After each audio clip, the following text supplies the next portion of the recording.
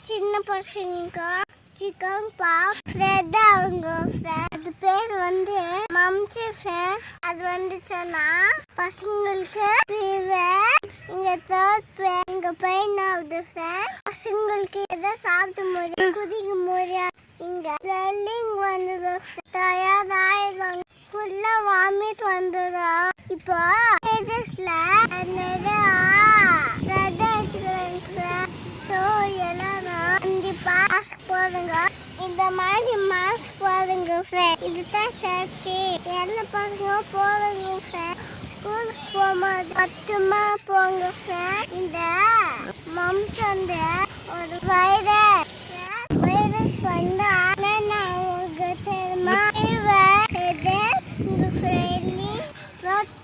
Muscle pain, joint pain எல்லாம் வந்து நிறைய வாமிட் வாங்க.